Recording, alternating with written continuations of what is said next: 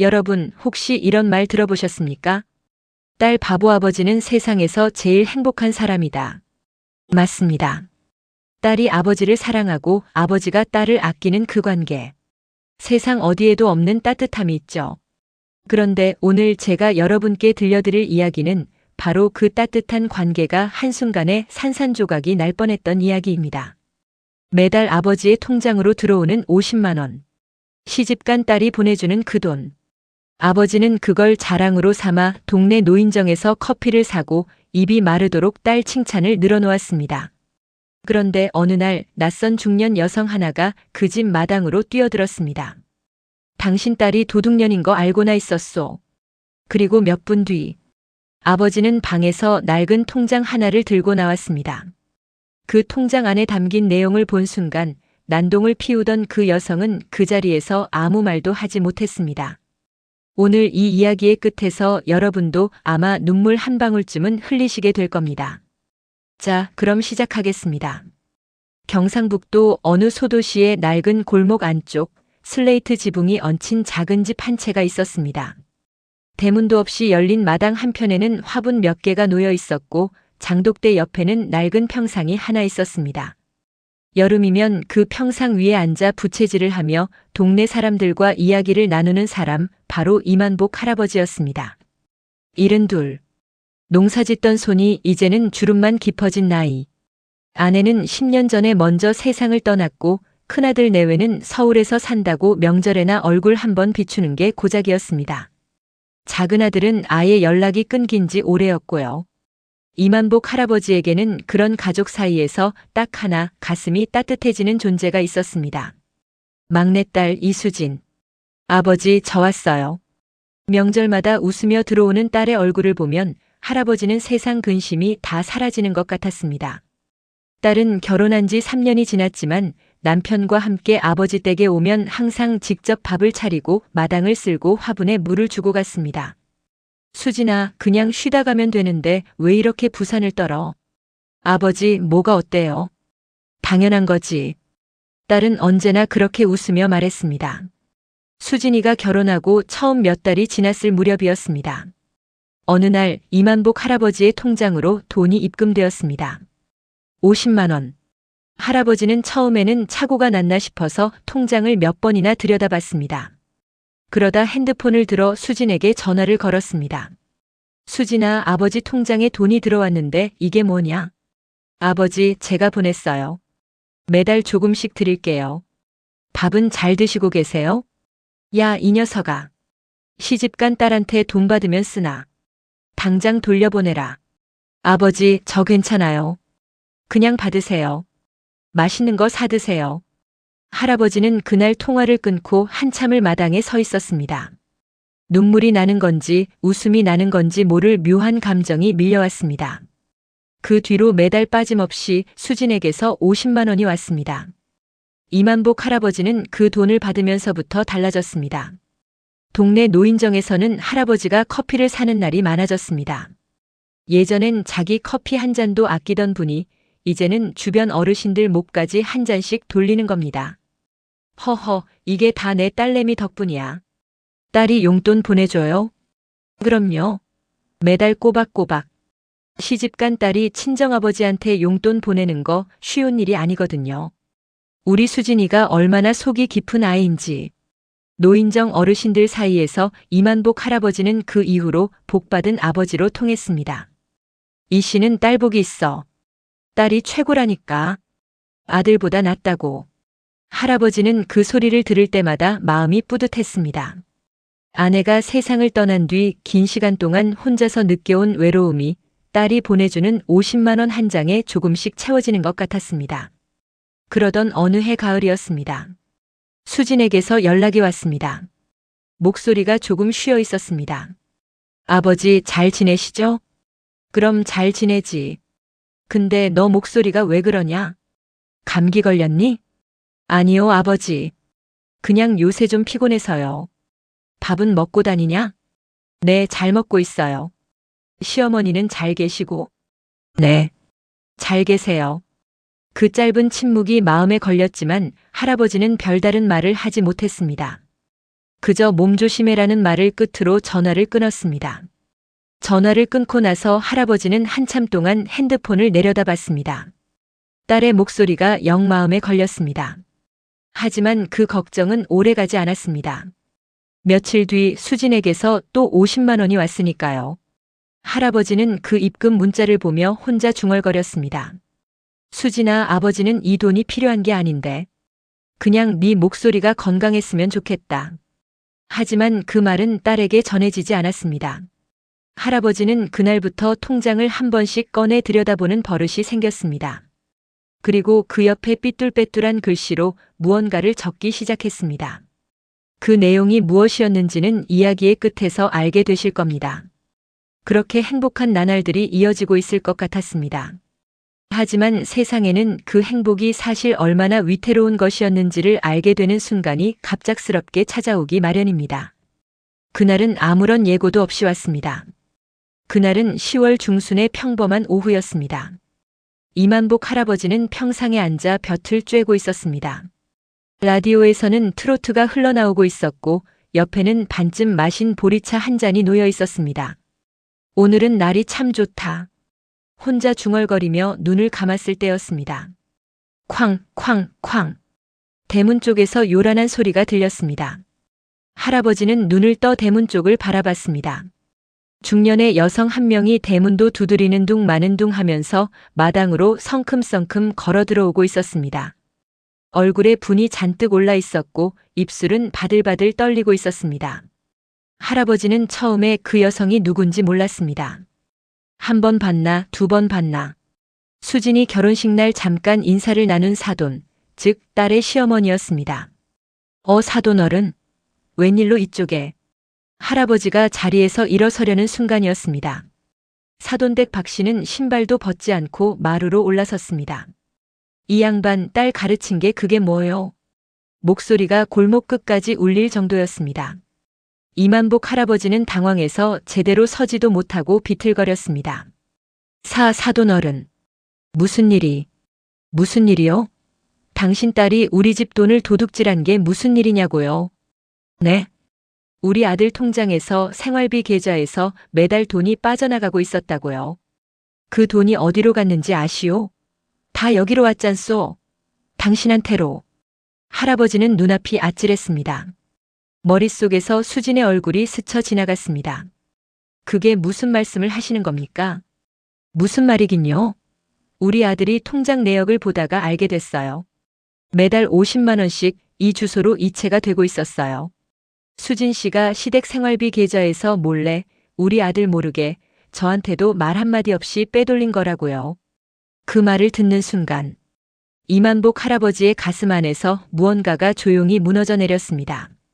딸이 보내준 돈이라고만 알았지 그 돈이 어디서 나온 건지 생각해 본 적이 없었습니다. 시집간 딸이 용돈을 붙여주는 거라고만 생각했습니다. 딸이 번 돈 중에서 조금씩 떼어 보내는 거라고만 믿었습니다. 그런데 그게 아니었다는 겁니다. 남편 모르게, 시어머니 모르게, 시댁 생활비 통장에서 몰래. 아니 나는 그런 줄은 몰랐소. 수진이가 자기 돈에서. 자기 돈이요? 수진이 직장이 어딨어요? 그 사람 지금 일 안 하잖아요. 결혼하고 그만뒀잖아요. 무슨 돈이 있어서 이걸 보내요? 다 시댁 돈이지. 우리 아들 피땀 흘려번 돈이라고.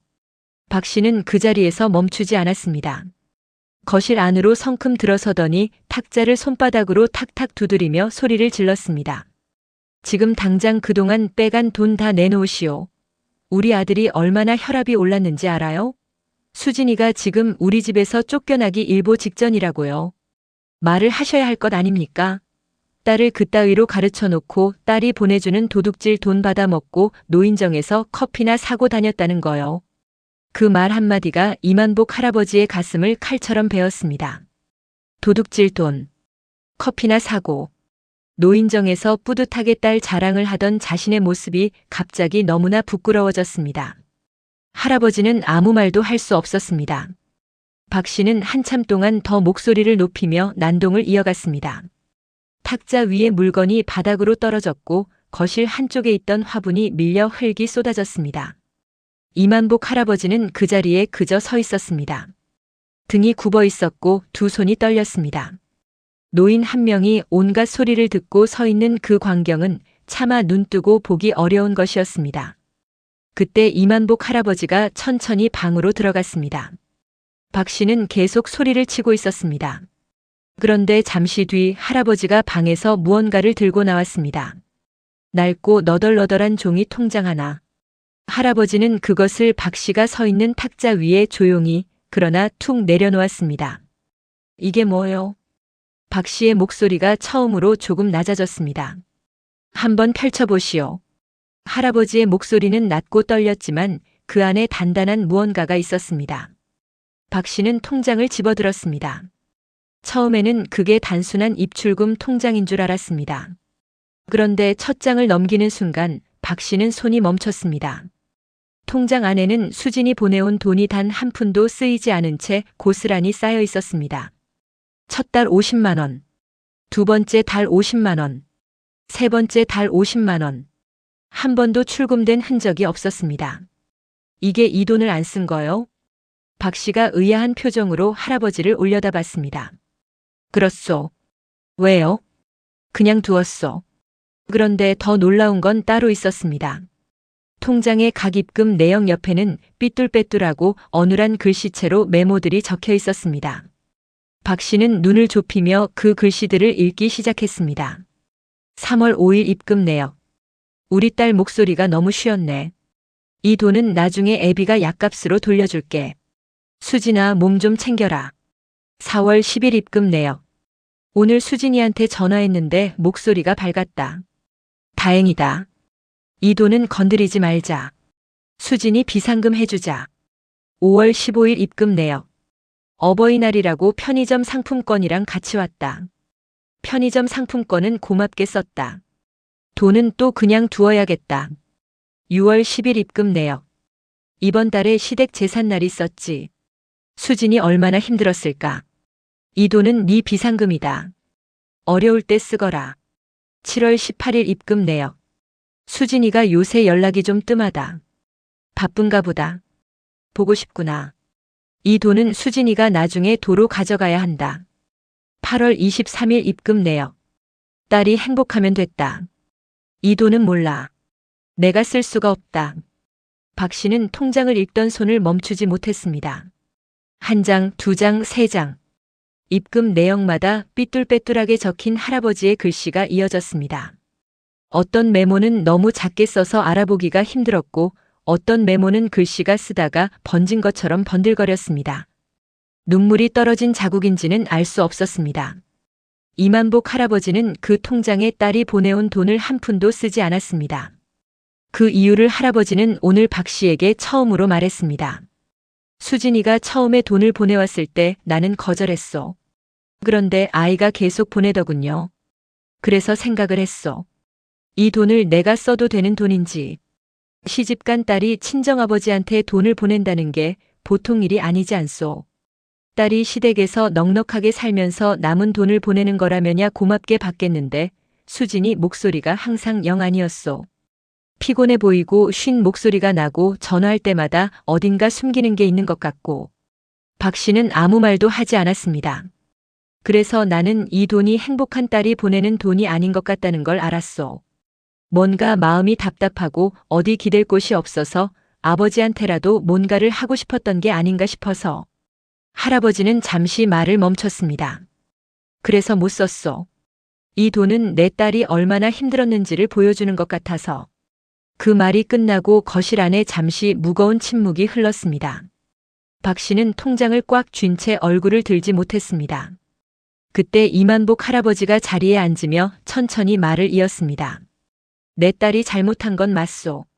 남의 돈을 몰래 쓴 건 잘못이오. 그 점은 내가 딸한테도 잘못 가르친 것이고 딸도 당연히 책임져야 하는 거요. 그건 나도 할 말이 없소. 그런데 사돈어른. 한 가지만 물어봅시다. 할아버지가 박 씨를 똑바로 바라보며 물었습니다. 우리 수진이가 당신네 집에서 행복했습니까? 그 질문 하나가 난동을 피우던 박 씨의 모든 기세를 꺾어버렸습니다.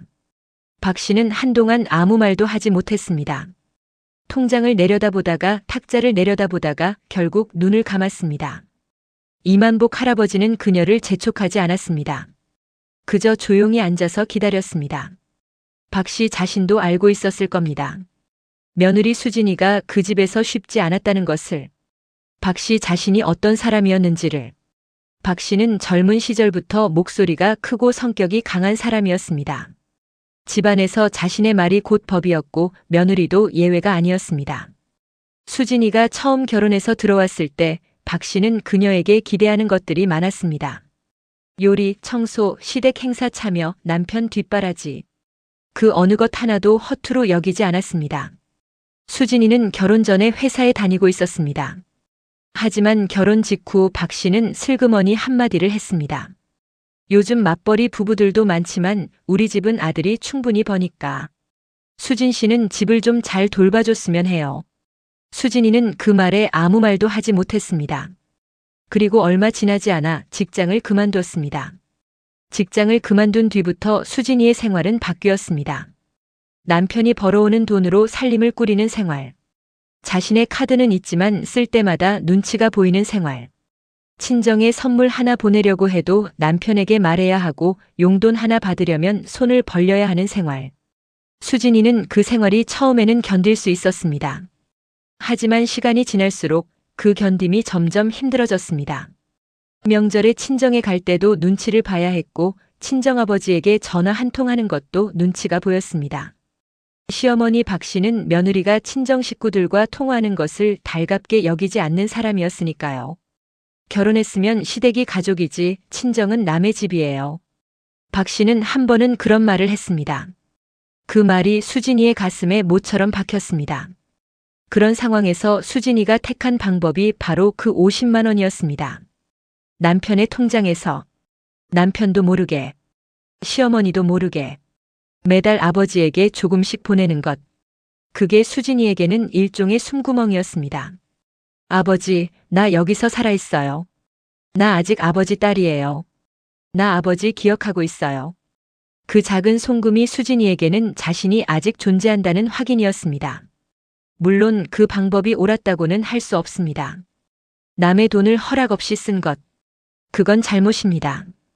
아무리 사정이 어렵고 마음이 답답했다 해도 그 방법은 잘못된 것이었습니다. 수진이도 그걸 모르지 않았을 겁니다.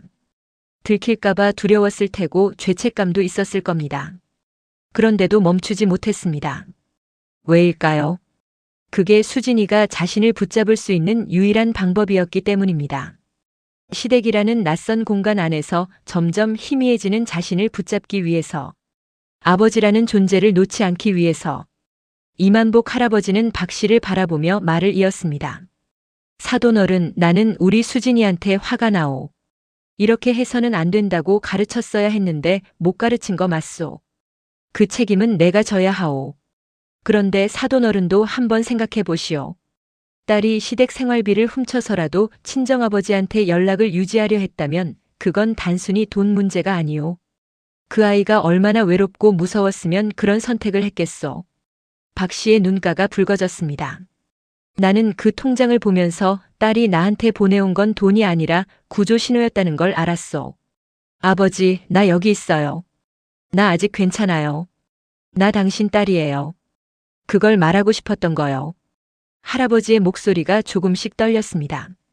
그러니 나는 그 돈을 쓸 수가 없었소. 이 돈은 내 딸이 살아있다는 증거니까. 박 씨는 통장을 탁자 위에 내려놓았습니다. 손이 조금 떨렸습니다. 그녀는 오래 침묵했습니다. 그 침묵 속에서 아마도 자신이 며느리에게 어떤 삶을 살게 했는지를 돌아봤을 겁니다. 며느리가 직장을 그만두게 한 것, 친정 연락을 부담스럽게 여기게 만든 것, 시댁 행사에 며느리를 쉬지 못하게 부려운 것, 그 작고 큰 일들이 쌓이고 쌓여서 결국 며느리로 하여금 남편 통장에서 돈을 몰래 꺼내게 만들었다는 것을. 수진이가 많이 힘들었나 봐요. 박 씨가 처음으로 낮은 목소리로 말했습니다. 내가 너무 몰랐나 봐요. 이만복 할아버지는 그 말에 아무런 대꾸를 하지 않았습니다. 그저 탁자 위에 통장을 바라보며 조용히 앉아 있었습니다. 박 씨는 자리에서 일어섰습니다. 통장은 제가 가져가지 않겠습니다. 수진이한테는 제가 따로 얘기하겠습니다. 이 일은 저도 생각해 봐야 할 것 같네요.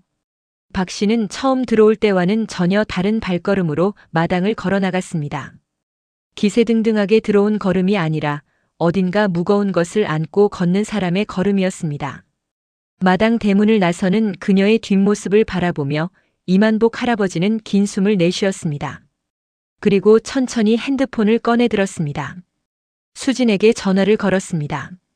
몇 번의 신호음 끝에 딸이 전화를 받았습니다. 아마도 무슨 일이 있었는지 이미 어느 정도는 알고 있는 것 같았습니다. 목소리가 울먹이고 있었습니다.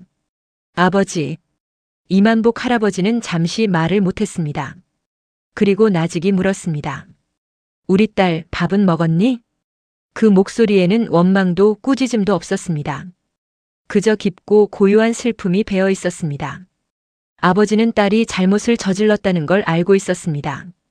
하지만 그 잘못보다 먼저 아버지는 딸이 밥은 먹었는지가 걱정이었습니다. 그게 아버지였습니다. 그날 이후 이만복 할아버지의 집에는 한동안 조용한 시간이 흘렀습니다. 수진이와의 통화는 짧았습니다. 할아버지는 딸에게 긴 말을 하지 않았습니다. 잘못한 건 네가 알지? 네, 아버지. 그러면 됐다. 밥 잘 먹어라. 통화는 그걸로 끝이었습니다. 할아버지는 전화를 끊고 다시 평상에 앉았습니다. 라디오는 여전히 트로트를 흘려보내고 있었고 볕은 여전히 따뜻했습니다. 하지만 마당에 홀로 앉은 할아버지의 어깨는 오늘따라 조금 더 굽어 보였습니다. 그 이후 이야기는 한꺼번에 빠르게 정리되지 않았습니다. 수진이와 남편 사이에는 오랜 대화가 필요했습니다. 남편은 처음에 배신감을 느꼈지만 아내가 그 돈을 왜 보냈는지, 자신이 몰랐던 아내의 외로움이 얼마나 깊었는지를 알게 되면서 조금씩 마음이 달라졌습니다. 박 씨는 며느리와 따로 긴 이야기를 나눴다고 했습니다. 무슨 말이 오갔는지는 아무도 모릅니다. 다만 그 이후 수진이는 조금씩 달라졌다는 이야기를 나중에 할아버지가 들었습니다. 시어머니가 친정 연락을 눈치 주지 않게 되었다고, 남편이 수진이의 이름으로 된 통장을 따로 만들어줬다고, 그리고 수진이도 달라졌습니다. 남편에게 먼저 아버지 얘기를 꺼내게 되었다고, 함께 아버지 댁에 가자고 먼저 말하게 되었다고, 이만복 할아버지에게도 변화가 생겼습니다. 그 통장은 그대로 방 서랍 안에 두었습니다. 더 이상 새로운 메모는 쓰지 않았습니다. 대신 딸과 통화하는 횟수가 늘었습니다. 아버지 뭐 하세요? 그냥 앉아있지. 밥은 드셨어요? 먹었다. 너는? 저도 먹었어요. 별거 없는 통화였습니다. 특별한 내용도 없었습니다. 하지만 그 짧은 통화 한 번이 통장에 삐뚤삐뚤하게 메모를 적던 것보다 훨씬 나았습니다. 저는 오늘 이 이야기를 전하면서 한 가지 생각을 계속했습니다. 이만복 할아버지는 처음부터 그 돈이 수상하다는 걸 알고 있었을까요? 아마도 알고 있었을 겁니다. 어느 정도는. 하지만 할아버지는 모른 척했습니다. 딸에게 캐묻지 않았습니다. 왜냐하면 그 돈을 받을 때마다 딸이 살아있다는 것을, 아버지를 기억하고 있다는 것을 느꼈기 때문입니다. 그리고 동시에 그 돈을 쓰지 않은 것도 같은 이유입니다. 이 돈은 딸의 것이니까, 딸의 고통이니까, 딸의 외로움이니까. 아버지는 딸의 외로움을 소비하지 않았습니다. 우리는 가끔 가족 안에서 이런 일이 일어납니다. 말하지 않아도 알아주길 바라고 표현하지 않아도 이해받길 원합니다. 수진이도 마찬가지였을 겁니다. 아버지에게 전화해서 아버지, 나 시집살이 힘들어요라고 말하면 간단했겠지만 그 말이 아버지를 걱정시킬 것 같아선, 딸로서 약해 보이는 것 같아선 차마 할 수가 없었을 겁니다. 그래서 그 감정을 돈으로 포장했습니다. 아버지, 나 잘 지내고 있어요. 아버지한테 이렇게 보낼 수 있을 만큼은 괜찮아요. 그게 사실이든 아니든 간에 그 행위 자체가 수진이에게는 스스로에게 괜찮다고 말하는 방법이었습니다. 이 이야기에서 완전한 악의는 없습니다. 수진이는 잘못된 방법을 선택했지만 그 안에 담긴 마음은 외롭고 간절했습니다. 박 씨는 거칠고 억척스러웠지만 결국 딸이 힘들었다는 걸 알게 됐을 때 낮아졌습니다. 남편은 배신감을 느꼈지만 아내의 외로움을 이해하고 달라졌습니다. 그리고 이만복 할아버지는 아무것도 모른 채 행복했지만 사실은 딸의 눈물을 고스란히 받아 서랍 속에 간직하고 있었습니다. 그 낡은 통장 속에 쌓인 돈은 결국 딸에게 돌아갔습니다. 이만복 할아버지는 딸이 다음번에 왔을 때 통장을 꺼내 수진이 손에 쥐어줬습니다. 이건 네 거다. 아버지, 이게 뭐예요? 네가 보낸 거잖냐? 나는 손 뗀 적 없다. 수진이는 통장을 펼쳐봤습니다. 그리고 아버지가 적어놓은 메모들을 읽기 시작했습니다. 한 줄, 두 줄, 세 줄. 수진이는 그 자리에서 엉엉 울었습니다. 아버지는 옆에 앉아 등을 토닥여줬습니다. 말은 하지 않았습니다. 그냥 토닥토닥. 그게 전부였습니다. 하지만 그 토닥임안에 세상에 어떤 말보다 많은 것이 담겨 있었습니다. 괜찮다. 울어도 된다. 아버지 여기 있다. 화내지 않았습니다. 딸을 닥달하지 않았습니다. 사돈한테 맞받아 소리를 치지도 않았습니다. 그냥 통장 하나를 내밀었습니다. 그 안에 쌓아둔 것들로 말해야 할 것들을 전부 말했습니다. 말보다 강한 침묵, 행동보다 무거운 기록. 이만복 할아버지의 그 삐뚤빼뚤한 글씨가 그 어떤 웅변보다 박 씨의 가슴을 움직인 겁니다. 우리 주변에는 이런 사람들이 있습니다. 말 대신 행동으로 사랑을 표현하는 사람. 표현하지 못하지만 깊이 느끼는 사람. 화가 나도 먼저 밥부터 물어보는 사람. 우리 딸 밥은 먹었니? 그 한마디가 오늘 이 이야기의 전부입니다. 원망도 상처도 배신감도 그 모든 것을 다 녹여버리는 그 한마디. 아버지란 그런 존재입니다.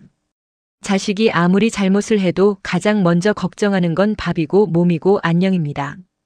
이만복 할아버지는 지금도 그 작은 집에 살고 있습니다. 평상 위에 앉아 볕을 쬐고 라디오를 듣고 보리차를 마십니다. 그리고 일주일에 두세 번 딸에게서 전화가 옵니다. 아버지 뭐 하세요? 그냥 앉아있지. 밥은요? 먹었다. 너는? 저도요.